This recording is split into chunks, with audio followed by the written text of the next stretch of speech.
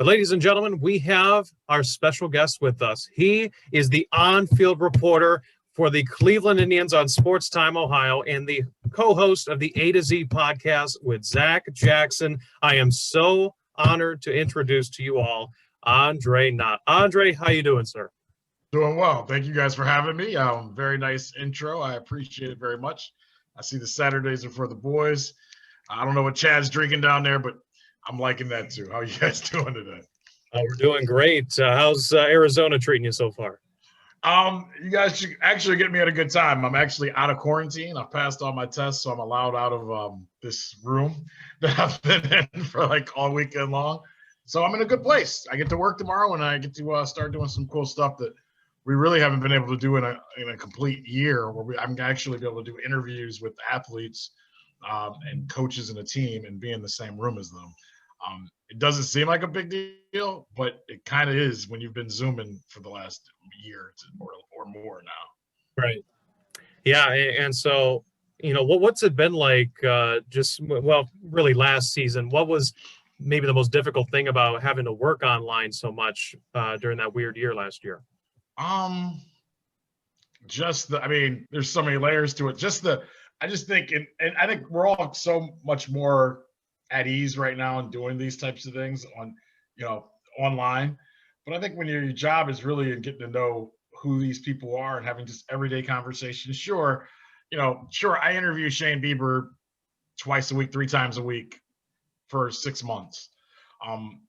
But a lot of the good stuff in interviews comes from not the 3 interviews you see per week, but the conversations that lead up to those interviews, the conversations that come after those interviews, the ones that aren't on air, that becomes part of the growth of a conversation. So you can have good interviews. So doing them online is just different, and it doesn't have the same vibe as a one-on-one conversation in person with someone.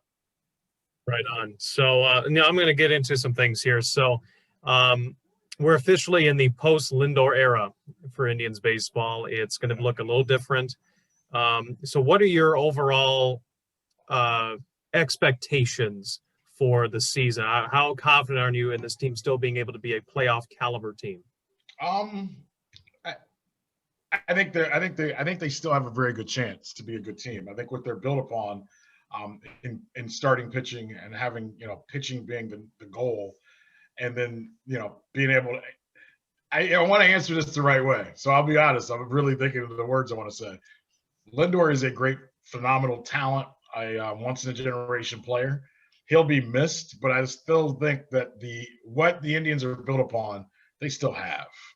They still can win close games if the pitching is what the pitching is supposed to be, and Jose Ramirez is still Jose Ramirez, and a couple of other guys come through. I think you pretty much get what you've had over the last 5-6 years. But obviously, in those huge moments, I know it's easy right now to think of Lindor and say, I struggled with runners in scoring position last year. He struggled with the bases loaded. All true. But he did have some key moments early in his career, in big-time moments, that helped propel this team to a place they hadn't been in a long time. To get back there, you're going to need other guys to do that. And that's how it works for any organization. So hopefully they have a couple guys, if that comes to that can do that. Yeah, I'm gonna pass this to Chad. He's gonna have a question for you. So Chad, go right ahead, bud.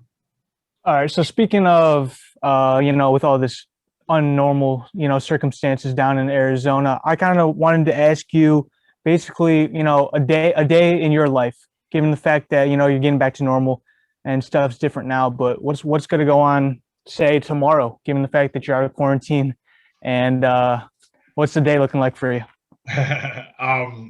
Probably when I get to the facility, get tested again. Then get set up in our room and just start. I have a list of guys that I'm supposed to interview, but I don't know exactly who and when I will. So over the next, I've got a basketball game on right now. I've got a meeting or two coming up a little bit later.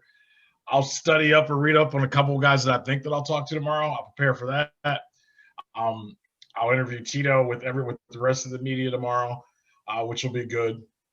And then they have a game, and I don't have to work the game, but I'll go to the game as you know, and be able to just watch a baseball game in person, which actually is, you know, even though I want to say, even though I see a lot of baseball games per year, it's pretty nice to actually go to one and just sit at it and not work. So that'll be good. So that's what I'll do tomorrow to kind of prepare, because we're on TV Tuesday, Wednesday, and then I believe Saturday, Sunday, or then Sunday, Monday, next Tuesday. So I think we have like 5 games or 6 games in the next 8 or 9 days that we'll actually do on TV. So basically preparing for that, and watching college basketball when I get a chance. Right Yeah. on. Speaking Enjoy of, some. wait, let me ask, can I ask something? Chad, what do you know about that Chris Paul Wake Forest jersey? What do I know about it? Yeah. What do you? I mean, what do we talk? It caught me off guard. I know it's you guys' podcast, but when I see that jersey, it reminds me when Chris Paul was at Wake Forest. He played an NCAA basketball game at Cleveland State. When they were in the tournament, it was in Cleveland State, and I took my dad and one of my dad's friends, and I want to say Wake Forest, West Virginia, played like a double overtime game, and it was one of the best NCAA basketball games I've ever seen or been at in my entire life. So when I see it, that's what I think of. My bad. Yeah, man. No, it's good. Chris Paul. I'm a big NBA guy and a big basketball guy, so Chris Paul's one of my favorite players of all time. But yeah, that's why I got that up there. But yeah, I'm saying just enjoy that Arizona weather. We got a couple days up here in Ohio with 55, 60-degree weather, but Ohio's not consistent. So no, it's not. Well, hey, your boy Paul's doing a great job out here with the Phoenix Suns too. Hopefully they're going to be a top 2 sure. seed. He is. Yeah, we've had many discussions about the Phoenix Suns here on this show. I was not so optimistic about them, but I'm starting to look pretty wrong in my opinion of that. Booker is a real deal, man. Booker is a player. I don't know about Ayton. I think he has to figure it out, and but Booker is a player. Paul's a great leader, and the other kid, I can't think of his name right now. Cam Johnson. Cam Johnson can play. The other 3 that they have, real athletic. Oh, Mikal Bridges. Yes, yeah. Bridges. If Bridges brings it every night, they're going to be over. It's over. Yeah, for sure. Look, Steve is like, I want to talk about that. No. Oh man, no, it's okay to talk about good basketball teams, because here in Cleveland we don't get to talk about that very often. So, especially without LeBron. Yeah. And I'm going to pass it to Justin. Justin's got a question for you. What's up, Justin?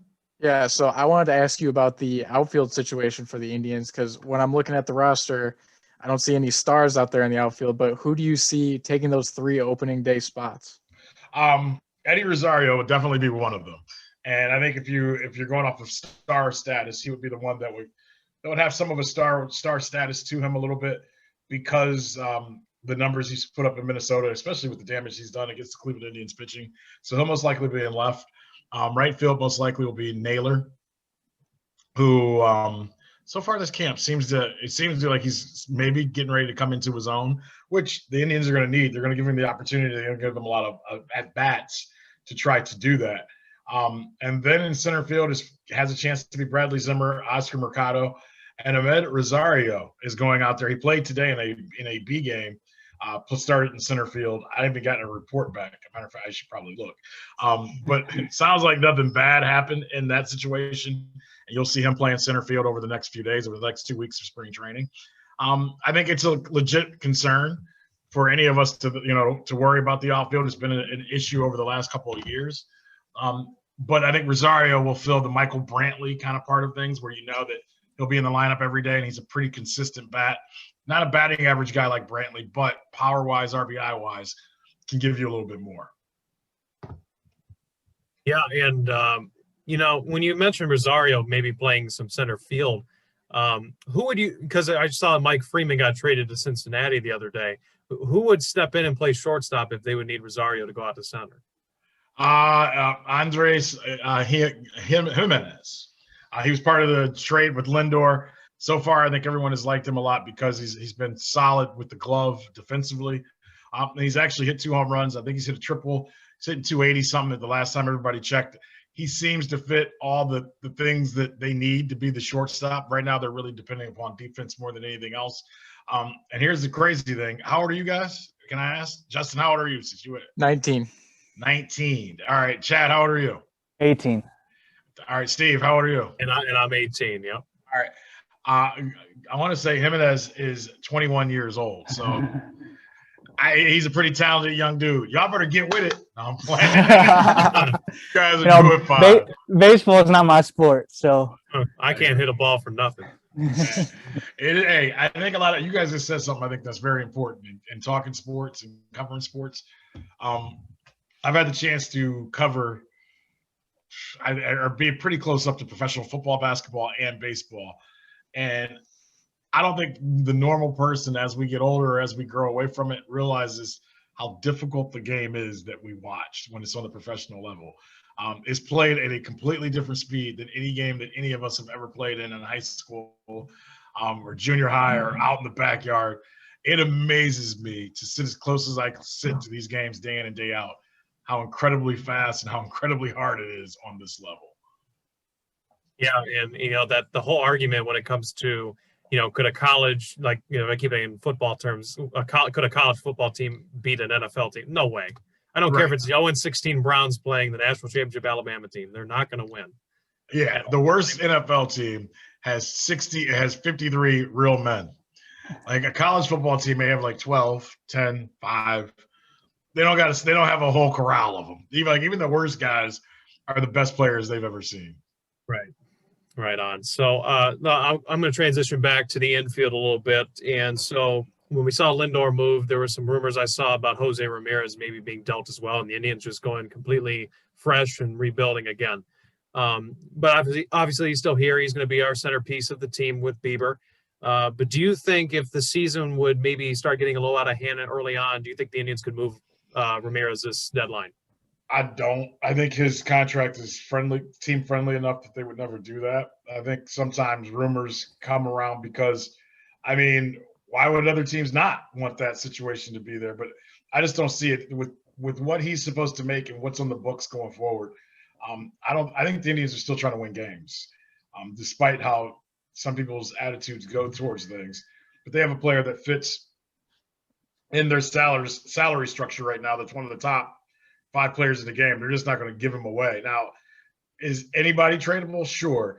But if they were to trade him, it would be a blockbuster trade where they would be trying to get back, the next Tatis Jr. or the next whomever else. They just wouldn't hand him away.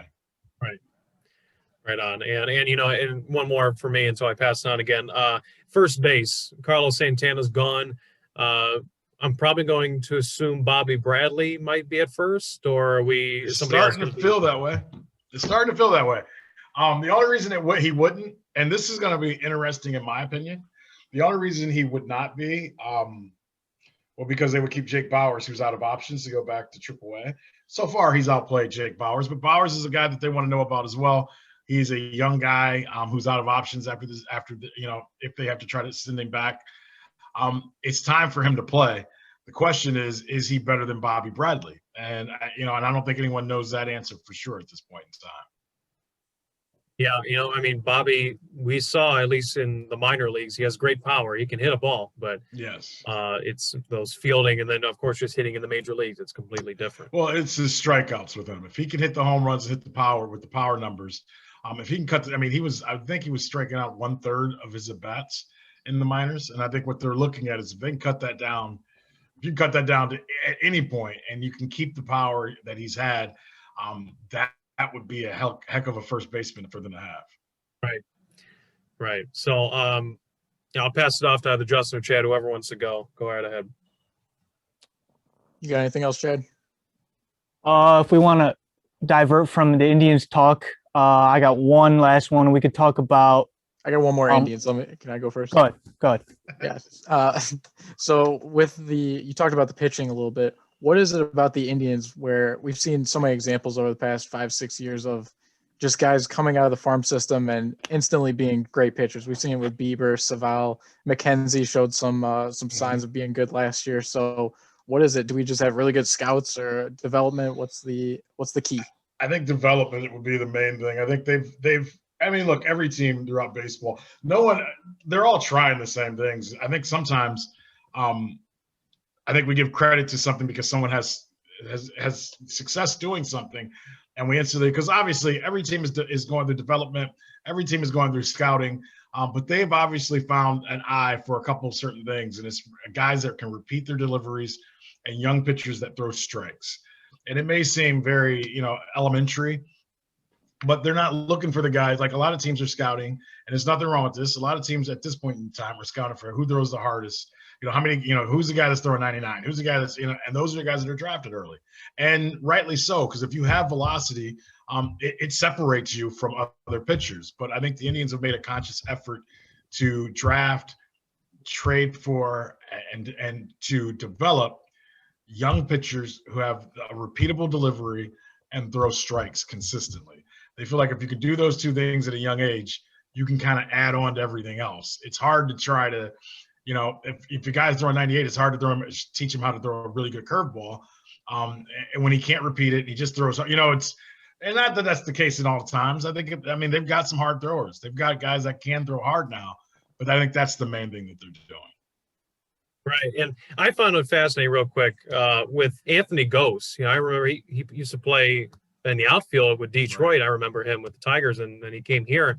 Now, that's a weird, that's not something you see every day as an outfielder transitioning into a reliever. That's very abnormal. So, do you think he'll make the opening day roster? I don't know if he's going to make the opening day roster, but he hasn't done anything he hasn't done anything so far during spring training that should stop him.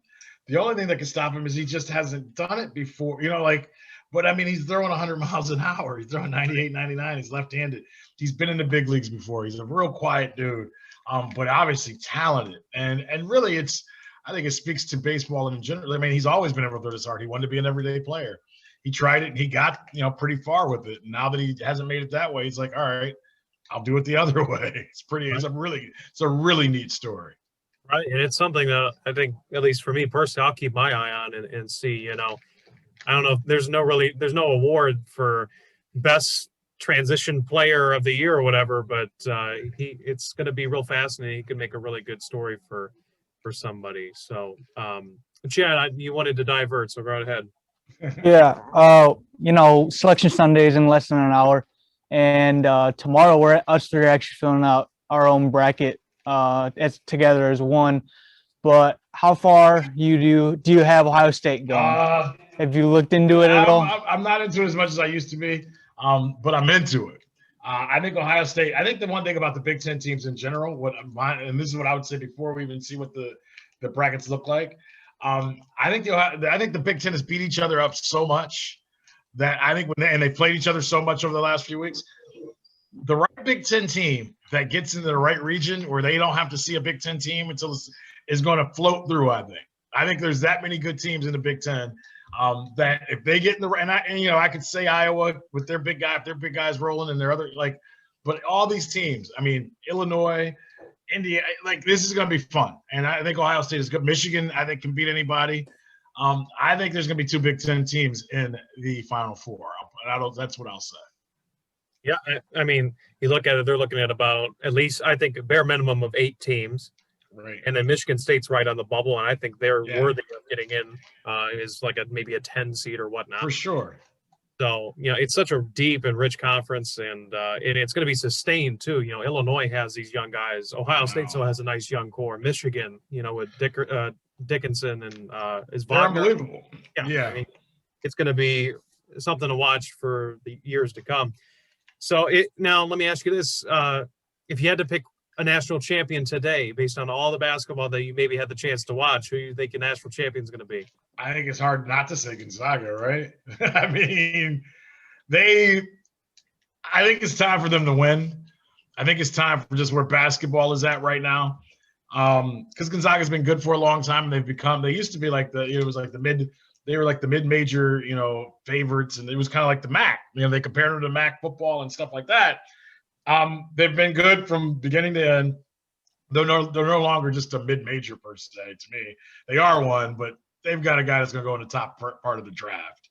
And they've got a guard that's up there. They're a good basketball team. I think it's time for it to happen. If it's a year for it to happen, it's now when Duke's down. Basketball's upside down outside of the Big Ten. So why not this year? Yeah, I'm looking at the Zags, and they got 3 guys running in the Wooden Right, Award this right. year, which is they got the best trio in the country in my opinion, in Suggs, Kispert, and Timmy. But yeah, you Ohio State fans are gonna have fun watching the tournament this year. Who's your Me, favorite team, Chad? I'm a Kentucky Oh man, Wildcats y'all ain't fan. even coming to the dance, bruh. Yeah, that's just too bad. That's too bad. You fight. I mean, I feel you. I'm with you, but you over here killing people, man. Y'all watching with the rest of us, and that's okay. I like Kentucky. I like Coach Kyle, but I didn't like. And you got to help me. Who was the player that like quit the team? And he was like all up in. He was all up in. This is when y'all gonna get me in trouble when I just start talking normal.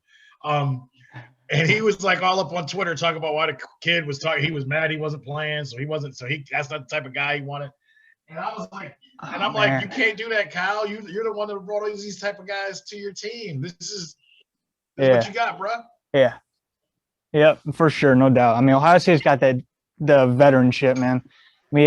Kentucky's got 2 guys probably hidden to the draft, but Ohio State's loaded with juniors and seniors. That's why I think they can make a deep run this year. They're making a nice run in this game here, right? I get a couple more minutes to watch the end of this, but Right. Let me ask you. You guys got anything else for me? I was gonna just leave you with one thing before you get going. I don't want you to miss the end of this game. Oh, you're good. You're good.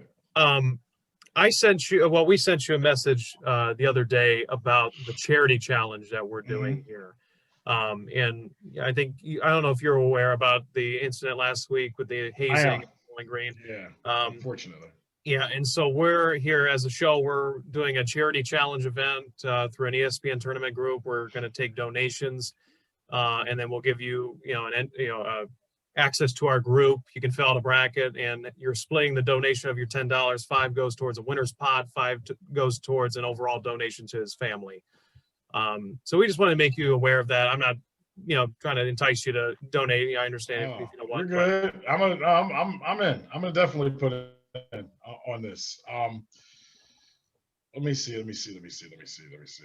I'm definitely in. I'm putting $20 in. I don't even want to do my bracket. Somebody else can have my bracket. I appreciate what you guys are doing. I think it's very big for all of us not to get on a pulpit or anything like that. Unfortunately, a lot of times it takes catastrophes for us to come together sometimes, but I think it says a lot about young people like you guys that are thinking outside of yourselves. And we got to do that to be a great country, to be a great nation, to be who we should be and who we've all been raised to be. So my hats are off to you guys for thinking that way. I'm glad that I'm going to be able to give $20. I hope you guys can, get as much money as you possibly can for this tough situation. But hopefully, as being the youth that you guys are, you grow from these type of situations and you learn from them, and you don't let these type of these type of things say who you are and what you are. And I so because we all go through different things, and it becomes a part of life. It's just bouncing back from some big. Right on. Yeah, and we really do appreciate. What makes you wait? This all right? Here's my question. No problem. I'm sorry. Here's my question. What makes you what? How long have you guys been doing this? I'm gonna ask all three. What made you guys get together and start doing this, Justin? So we all went to the same middle school, and then Chad moved high schools our freshman year. But we were always the group of kids in middle school that just talked sports at the lunch table every single day. So we always thought about talking, doing a podcast one day and everything. So we just kind of decided to do it while we were online with school and everything. We had a little extra time.